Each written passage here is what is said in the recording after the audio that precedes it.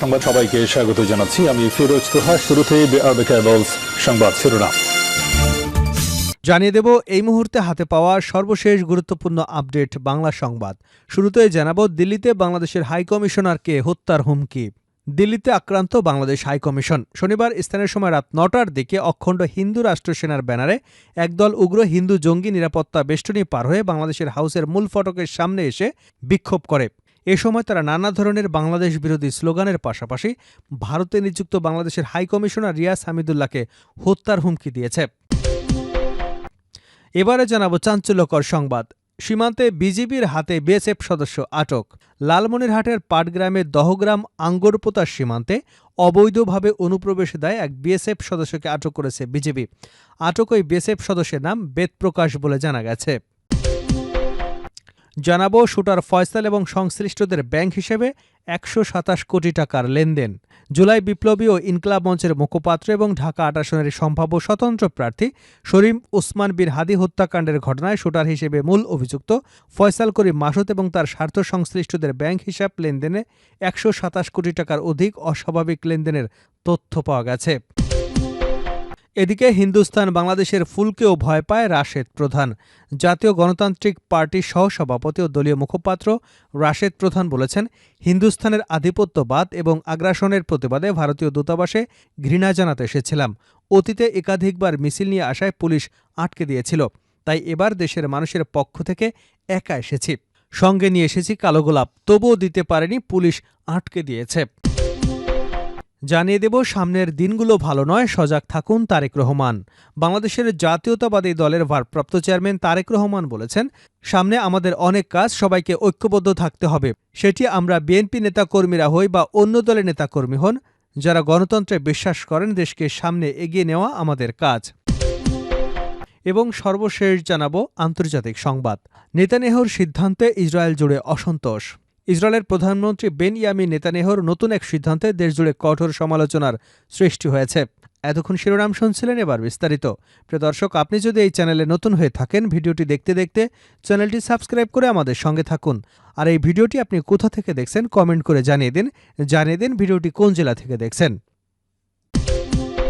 দিল্লিতে বাংলাদেশের হাইকমিশনারকে হত্যার হুমকি। দিল্লিতে আক্রান্ত বাংলাদেশ হাইকমিশন। শনিবার স্থানীয় সময় রাত ৯টার দিকে অখণ্ড হিন্দু রাষ্ট্রনেতার ব্যানারে একদল উগ্র হিন্দু জঙ্গি নিরাপত্তা বেষ্টনী পার হয়ে বাংলাদেশ হাউসের মূল ফটকের সামনে এসে বিক্ষোভ করে। এ সময় তারা নানা ধরনের বাংলাদেশ বিরোধী স্লোগানের পাশাপাশি ভারতে নিযুক্ত বাংলাদেশের হাইকমিশনার রিয়াজ হামিদুল্লাহকে হত্যার হুমকি দেয়। এ ঘটনাকে নজিরবিহীন বলে উল্লেখ করেছে ঢাকা এবং দিল্লির কূটনৈতিক সূত্রগুলো। ঘটনার সম্পর্কে অবগত ঢাকা ও দিল্লির একাধিক কূটনৈতিক সূত্র আমার দেশকে জানিয়েছে, অখণ্ড হিন্দু রাষ্ট্রসেনার অন্তত ২০ থেকে ২৫ জনের একটি উগ্রবাদী দল ৪ থেকে ৫টি গাড়িতে করে সব নিরাপত্তা বেষ্টনী পার হয়ে বাংলাদেশ হাউসের মূল ফটকের সামনে চলে আসে।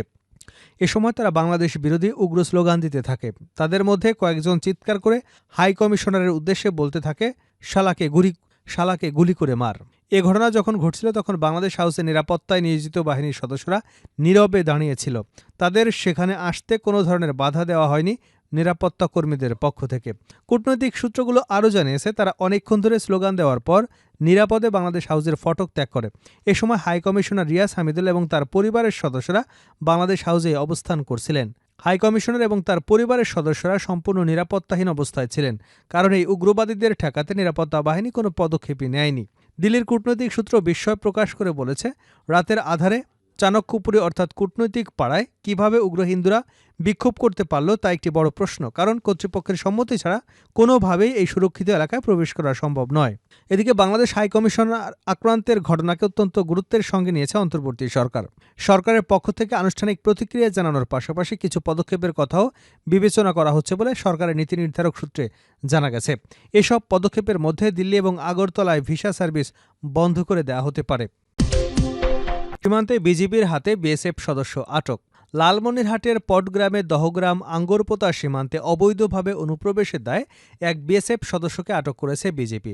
আটক ওই বিএসএফ সদস্যের নাম বেদ প্রকাশ বলে জানা গেছে। রোববার সীমান্ত আইন লঙ্ঘন করে দহগ্রাম ইউনিয়নের ২ নং ওয়ার্ডের অঙ্গরপোতা বিওপির দায়িত্বপূর্ণ এলাকার সীমান্ত পিলার DAMP ১/৭ এর কাছে ডাঙ্গাপাড়া নামক স্থানে ওই বিএসএফ সদস্যকে আটক করা হয়। ৫১ বিজিবি এবং স্থানীয় সূত্র মতে বেদপ্রকাশ ডাঙ্গাপাড়া নামক স্থানে ১৭৪ অর্জুন ক্যাম্পের সদস্য। তিনি ভারতীয় গরু ধাওয়া করে শূন্য লাইন অতিক্রমের পর বাংলাদেশের ২০০ গজের অভ্যন্তরে ঢুকে পড়ে। তখন দহগ্রাম আঙ্গরপোতা বিজিবি টহলরত সদস্যরা তাকে আটক করে ক্যাম্পে নিয়ে আসেন। আটক বিএসএফ সদস্যের কাছ থেকে একটি শটগান, ২ রাউন্ড গুলি, একটি ওয়্যারলেস সেট এবং একটি অ্যান্ড্রয়েড ফোন পাওয়া গেছে।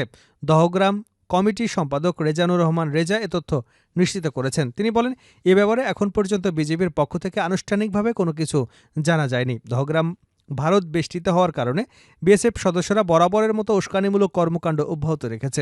তাদের এসব কর্মকাণ্ডের তীব্র প্রতিবাদ এবং বাড়াবাড়ি বন্ধের দাবি জানাচ্ছে। শুটার ফয়সাল এবং সংশ্লিষ্টদের ব্যাংক হিসাবে ১২৭ কোটি টাকার লেনদেন। জুলাই বিপ্লবী ও ইনকিলাব মঞ্চের মুখপাত্র এবং ঢাকা ৮ আসনের সম্ভাব্য স্বতন্ত্র প্রার্থী শরীফ ওসমান বিন হাদি হত্যাকাণ্ডের ঘটনায় শুটার হিসেবে মূল অভিযুক্ত ফয়সাল করিম মাসুদ এবং তার স্বার্থ সংশ্লিষ্টদের ব্যাংক হিসাবে লেনদেন বিশ্লেষণে ১২৭ কোটি টাকার অস্বাভাবিক লেনদেনের তথ্য পেয়েছে পুলিশের অপরাধ তদন্ত বিভাগ সিআইডি। বিভিন্ন আইনশৃঙ্খলা রক্ষাকারী বাহিনী এবং গোয়েন্দা সংস্থা থেকে প্রাপ্ত তথ্য পর্যালোচনা এবং বিশ্লেষণ করে প্রাথমিকভাবে সিআইডি এই অস্বাভাবিক লেনদেনের তথ্য পাওয়ায় মানি লন্ডারিং প্রতিরোধ আইন ২০১২ অনুযায়ী অর্থ পাচার সংক্রান্ত অনুসন্ধান কার্যক্রম শুরু করেছে। রোববার রাতে সিআইডির অতিরিক্ত পুলিশ সুপার আবু তালেব বিষয়টি নিশ্চিত করেন। সিআইডি জানায়, গত ১২ ডিসেম্বর দুপুরে ঢাকার পুরানা পল্টনের বক্স কালভার্ট রোডে ওসমান বিন হাদি মাথায় গুলিবিদ্ধ হওয়ার পরেই সিআইডি এ ঘটনার নানা দিক নিয়ে তদন্ত শুরু করে। ঘটনাস্থলে দ্রুততম সময় ক্রাইম সিন ইউনিটের উপস্থিতি, সিসিটিভি ফুটেজ সংগ্রহ, ঘটনাস্থল থেকে ঘাতকদের ব্যবহৃত গুলির খোসা উদ্ধার এবং পরবর্তীতে উদ্ধারকৃত বিভিন্ন আলামত, ফরেনসিক পরীক্ষা সহ এই চাঞ্চল্যকর হত্যাকাণ্ডের নানান দিক নিয়ে নিরলস কাজ করে যাচ্ছে সিআইডি। এরই ধারাবাহিকতায় বিভিন্ন সূত্রে প্রাপ্ত ব্যাংক হিসাবের তথ্য নিয়ে মানি লন্ডারিং অনুসন্ধান কার্যক্রম শুরু করেছে সিআইডি। ওসমান হাদি হত্যাকাণ্ডের মূল অভিযুক্ত ফয়সাল করিম মাসুদ ওরফে দাউদ খান ওরফে রাহুল এখনও গ্রেপ্তার না হলেও মামলার আলামত গোপন এবং অভিযুক্তকে পালাতে সহায়তার অভিযোগে তার পরিবারের সদস্যসহ একাধিক সহযোগীকে গ্রেপ্তার করেছে আইনশৃঙ্খলা রক্ষাকারী বাহিনী। সংস্থাটি জানায়, গ্রেপ্তার অভিযানের সময় প্রাপ্ত বিভিন্ন ব্যাংকের চেকবইয়ের তথ্য সিআইডির গুরুত্ব নিয়ে পর্যালোচনা এবং বিশ্লেষণ শুরু করে। এতে দেখা যায়, অভিযুক্ত তার শর্ত সংশ্লিষ্ট ব্যক্তি এবং প্রতিষ্ঠানের বেশ কিছু চেক বইয়ে বিভিন্ন পরিমাণ অর্থের কথা উল্লেখ রয়েছে। চূড়ান্ত লেনদেন সম্পন্ন না হওয়া এসব রেকর্ডের সমষ্টিগত মূল্য প্রায় ১২৮ কোটি টাকা। হিন্দুস্তান বাংলাদেশের ফুলকেও ভয় পায় রাশেদ প্রধান। জাতীয় গণতান্ত্রিক পার্টি জাগপা সহসভাপতি ও দলীয় মুখপাত্র রাশেদ প্রধান বলেছেন, হিন্দুস্তানের আধিপত্যবাদ ও আগ্রাসনের প্রতিবাদে ভারতীয় দূতাবাসে ঘৃণা জানাতে এসেছিলাম। অতীতে একাধিকবার মিছিল নিয়ে আসায় পুলিশ আটকে দিয়েছিল, তাই এবার দেশের মানুষের পক্ষ হয়ে একা এসেছি। সাথে ছিল ভারতীয় দূতাবাসে দেওয়ার জন্য রাজনৈতিক ভাষায় কর্তৃত্ব বিরোধীর প্রতীক লাল গোলাপ, তবুও পুলিশ আটকে দিয়েছে। হিন্দুস্তান বাংলাদেশের ফুলকেও ভয় পায়।